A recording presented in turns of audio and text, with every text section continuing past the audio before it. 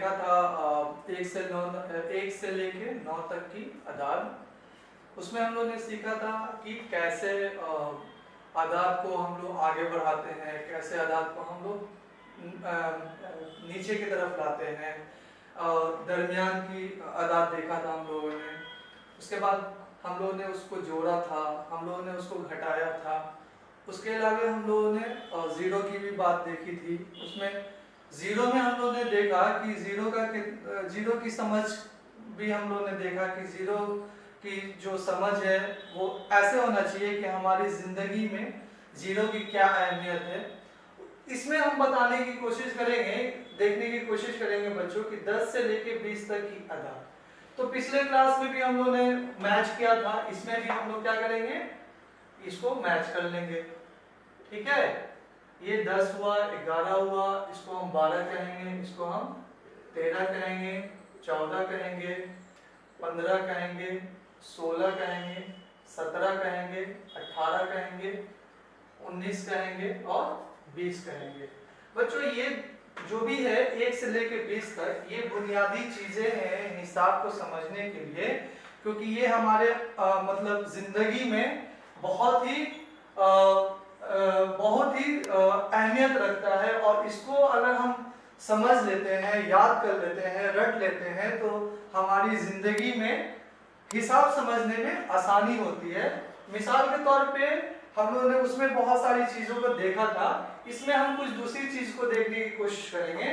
जैसे इसमें पूछा जाएगा कि सबसे छोटे अदद, तो अगर इसमें पूछा जाए कि इसमें सबसे छोटा अदद कौन सा है, तो क्या होगा, सबसे छोटा अदद ये होगा। अगर इसमें पूछा जाए कि सबसे बड़ा अदद कौन है, तो सबसे बड़ा अदद ये होगा।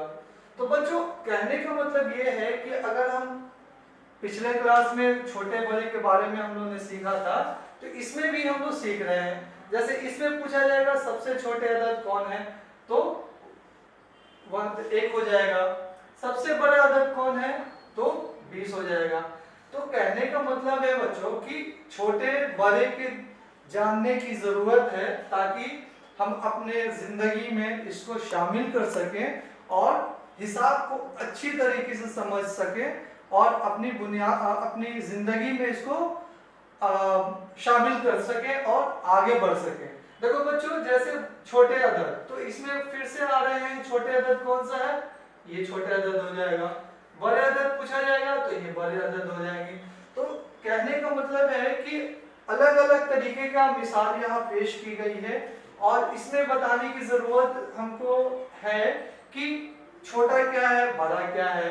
दरमियान के अदाद हम लोगों ने देखा है। अगर पूछा जाए कि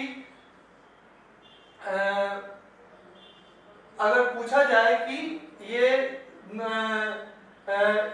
18 है और ये जो है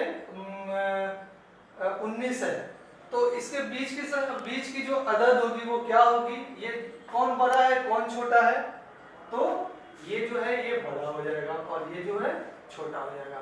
लेकिन अगर इसमें पूछा जाएगा कि ये बताओ कि यहाँ पे 11 है, यहाँ पे 13 है। अगर पूछा जाएगा कि इसके दरमियान की कौन सी अदद होगी, तो क्या होगी, 12 हो जाएगी। तो इसी तरह से मिसाल के तौर पे कि हम लोग देखेंगे कि मतलब छोटा कौन है, बड़ा कौन है, मुख्तलिफ तरीकों से मिसाल पेश की गई है। और ये भी बताया गया है कि इसमें हम लोग कैसे अदद को जोड़ते हैं, घटाते हैं। जैसे मान लेते हैं कि